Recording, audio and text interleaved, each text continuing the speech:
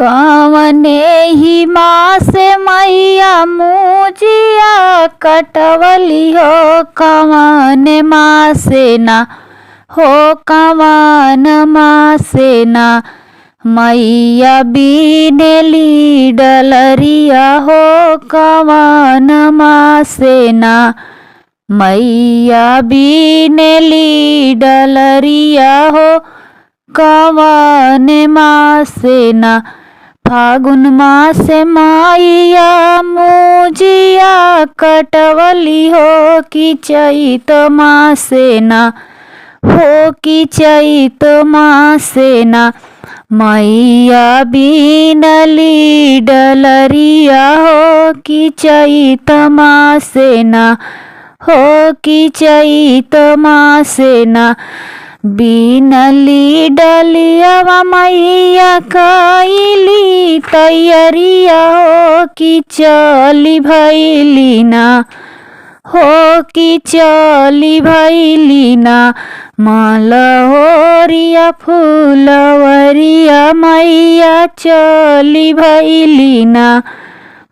मलहोरिया फुलवरिया मैया चली भैली ना फूलवा जे तुरली मैया भरली डलियावा हो, कि छानी दिहली ना हो, कि छानी दिहली ना मैया फूलवा के बजरिया हो, कि छानी दिहली ना मैया फूलवा के बजरिया हो, कि छानी दियली ना घोड़वा चढ़ल आइल राजा के कुंवरवा हो,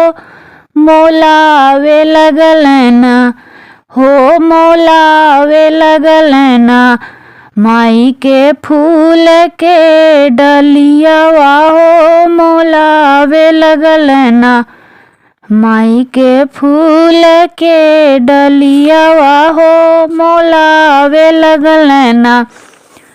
काई रुपया के मालिन तो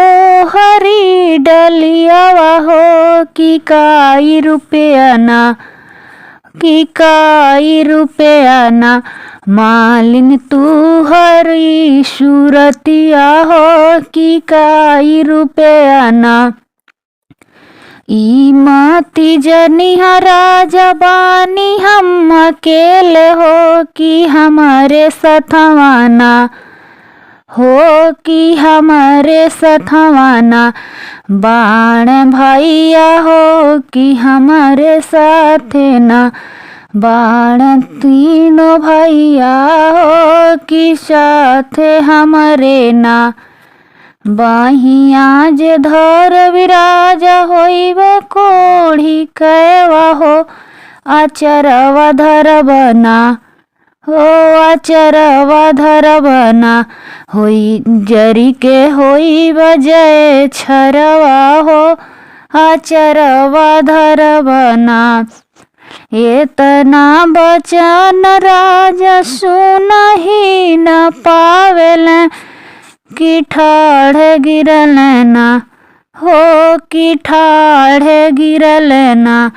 माई के धैल शोरनिया हो, कि ठाढ़ गिरल ना हम त जे जनली मैया मालिनी बिटियुआ हो, मलिनिया जान के ना हो, मलिनिया जान के ना मैया के निदिया लगिया हो, मलिनिया जान के ना मैया के निदिया में लगिया हो, मलिनिया जान के ना।